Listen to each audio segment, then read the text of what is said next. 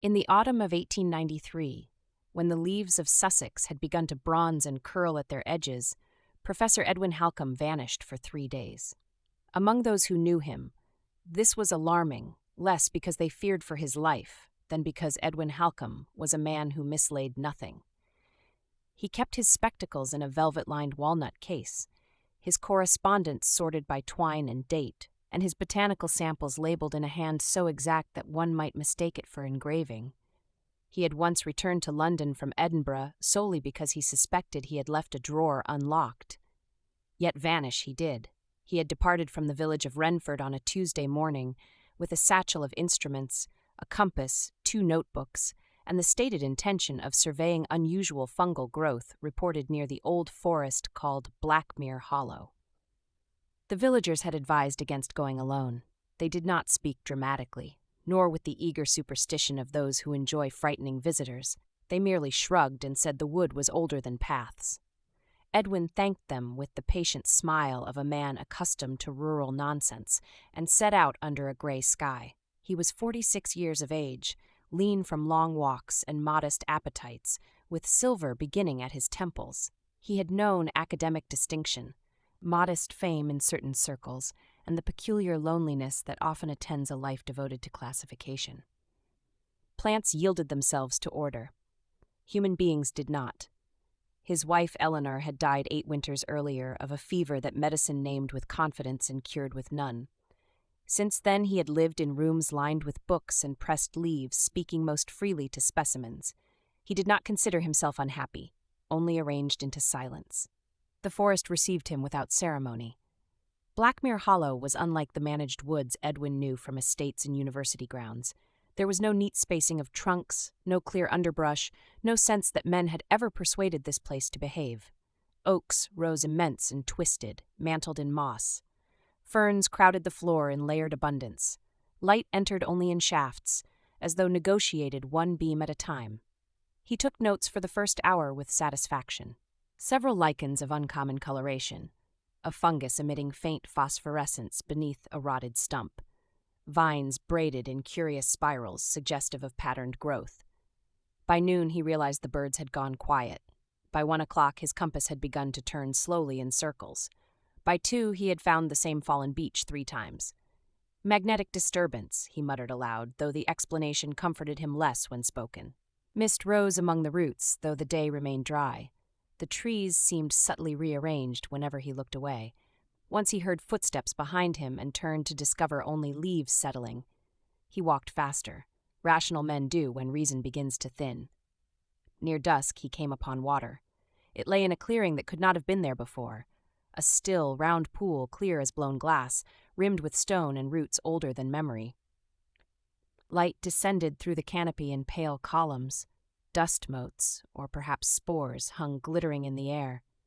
Edwin stood very still. At the center of the pool something moved. A figure rose from the water as if the water itself had chosen a shape. She was a young woman in outline only. The rest belonged to grove and stream and bark. Her skin carried the textures of birch and smooth stone beneath translucence. Moss and trailing ivy wound through dark hair. Leaves crowned her brow. Water streamed from her shoulders in silver threads. And she was smiling at him. Edwin, who had lectured before hostile assemblies and corrected noblemen on matters of taxonomy, found himself unable to produce a single syllable. She tilted her head with bright curiosity. "Lost," she said. Her voice was not strange. It was warm, musical, touched with laughter. The shock of hearing plain human speech in such a place nearly undid him. "I beg your pardon? You are lost," she repeated, stepping nearer through the pool. Ripples widened around her. "You have been all day. I am temporarily displaced." She laughed then, a sound so delighted and unguarded that Edwin felt absurdly embarrassed on behalf of his own dignity. "Come," she said, "sit." He ought to have fled, or prayed, or fainted. Instead, he set down his satchel and lowered himself to a mossed stone at the edge of the water. She watched him with the frankness of wild things. There was no coquetry in it, no social calculation. She looked as foxes look, or children before manners settle upon them. "What are you?" he asked at last. "What are you?" she replied instantly. "A man." She considered this. "Yes, but what kind?" It was a better question than he wished. A natural philosopher, a botanist. You name leaves? I study them. And does that please them? He almost smiled despite himself. The leaves have not complained. She moved closer until the water lapped near his boots. Her eyes were green, but not any single green he knew. Rather the shifting greens of canopy light, moss shadow, young shoots, river depths. I am called Mira, she said, though names change here. Edwin Halcombe. She repeated it carefully, as though tasting an unfamiliar fruit. Edwin. The clearing darkened gently toward evening. No hunger troubled him, no chill. They spoke while the forest listened. She asked whether cities truly stacked stones upon stones until stars could not be seen. He asked whether she lived in the pool. In the roots beneath it, in the trees around it, in the rain when it remembers us. He asked her age. She shrugged. I have seen 7 fires in the hill beyond the wood, or 70. Time tangles under branches. He told her of glasshouses, microscopes, trains, dried herbariums, and the way London smelled after rain. She listened with grave wonder to each absurdity. When at last he said, I should make camp, she looked puzzled. Why? Because night is coming. It is already here, she said softly, glancing upward where stars now shone between leaves. He had not seen twilight pass. Mira rose from the pool and came to him. Water beaded on her skin like dew on petals. She reached out and touched his hand. Her fingers were cool, then warm, then something beyond temperature, the sensation of pressing one's palm to living bark in sunlight. You are tired, she said. I am not certain what I am. Then rest until certainty returns. She led him through an arch of roots into a hollow chamber within an ancient tree, vast enough to stand in, lined with dry moss and fragrant cedar needles. Bioluminescent fungi glowed softly in the grain like constellations. Edwin should have catalogued everything. Instead, he slept as he had not slept in years. He woke to birdsong and the scent of fern. Morning in the glade possessed a brightness unlike ordinary dawn.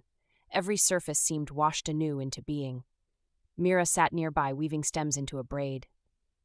You did not steal my organs, Edwin said groggily.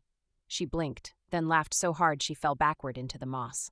When he explained that stories often warned of woodland spirits who lured travelers to misfortune, she sat up indignantly. We do not need organs. It became impossible after that to preserve proper reserve. He spent the day with her. They walked paths that appeared only when needed. She showed him orchids no catalogue contained, pale blossoms opening only in shadow, mushrooms that chimed faintly when touched, a tree whose sap smelled of cinnamon and snowfall. She knew every nest, every burrow, every place foxes crossed the stream. He explained pollination and vascular tissue. She listened politely, then placed a seed in his palm and whispered to it. It sprouted before his eyes. That is cheating, he said. That is gardening.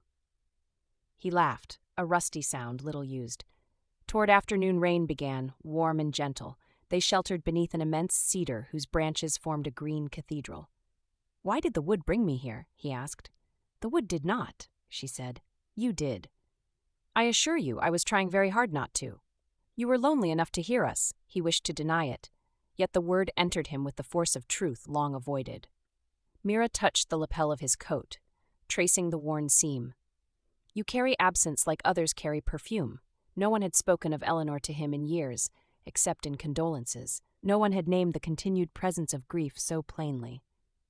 My wife died, he said. Mira's expression gentled. Yes, she said, I know. How could you know? The roots drink tears also. He turned away, suddenly unable to bear her kindness. I loved her. I should hope so. I mean, I still do. Then love her, Mira said simply. The heart is not a room with one chair. Rain whispered around them.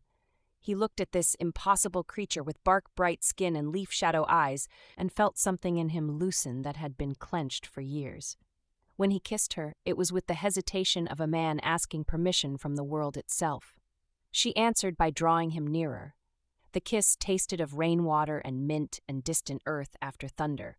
It was not youthful hunger, though hunger lived within it. It was recognition. Two solitudes discovering they had shape enough to meet. She touched his face as if memorizing age lines, silver hair, the marks time had written there. No woman had touched him with such reverence before. Beautiful, she murmured. He almost wept from the astonishment of being seen. That evening the glade filled with floating lights. They drifted above the pool like lanterns, though no flame burned within them. Mira said they were memories shed by sleeping trees. She drew him into the water. It was warm despite the night, clear enough that moonlight reached the stones below. They stood waist-deep together, the surface ringing softly around them. Edwin's breath trembled. He had not known whether desire belonged any longer to men of his age, nor whether tenderness could return once buried with the dead. Yet here, with her hands upon his shoulders and the forest breathing around them, he felt not younger but more alive than youth had ever managed. Their intimacy unfolded without haste. There were no walls, no clocks, no embarrassment inherited from drawing rooms and doctrine, only trust given moment by moment. She guided him as one leads another through sacred ground. He offered himself with equal care. When they embraced, the pool brightened beneath them. He felt years of restraint dissolve, not into frenzy but into warmth. Grief did not vanish, it opened, making room. Loneliness did not shatter, it softened. He understood then that bodies may speak what language cannot. I am here. I receive you. Stay for this hour. They moved together beneath the watching stars until emotion became larger than thought. Edwin held her as if anchoring himself to wonder. Mira held him as if teaching him the oldest lesson of forests, that surrender and belonging are cousins. When at last they rested, she lay with her head against his chest, listening to his heartbeat. So loud, she said drowsily. It has had practice. She smiled and closed her eyes. For a long while, neither spoke. On the third morning, Edwin knew he must leave. Knowledge came without announcement, like tide returning. He found his satchel packed, boots cleaned, compass steady once more. The paths beyond the glade seemed plain and finite. Mira stood by the pool with bare feet in the moss. You are sending me away. No, she said. The world is calling back what it lent. I could remain. For a season, then another. Then you would become root-sad and sun-starved. You belong where clocks wound you. He hated that she was right. And you? I belong where things decay and bloom. He stepped close enough to smell leaves warmed by skin. Will I find this place again? Perhaps when you are lost in the correct manner. He laughed once, painfully. Then he kissed her with all the gratitude he could not phrase. When they parted, she pressed something into his palm, an acorn, smooth and dark, banded with silver. Plant it where you live, she said, not to remember me, to continue. He could think of nothing worthy to say, so he said the truth. I love you. Mira's eyes shone like wet leaves. I know. That is why you must go. He turned then, because some departures can only be survived in motion. After 12 minutes of walking, he emerged onto the lane outside Renford, scratched, hungry, and carrying 3 days' worth of stubble. Villagers found him and exclaimed. He told them he had lost his bearings. This was accepted as sufficient. Professor Edwin Halcombe returned to London, changed in ways acquaintances described poorly. He declined several committees. He laughed more readily. He took to walking in rain. He began writing not only taxonomic papers, but essays on the intelligence of living systems, the moral poverty of treating nature as dead matter, and the necessity of wonder in science. Some called these pieces sentimental. Others called them brilliant. In the courtyard behind his townhouse, he planted the silver-banded acorn. It grew impossibly fast. Within 5 years, an oak stood there broad enough to shade the windows. Birds nested in its branches despite the city smoke.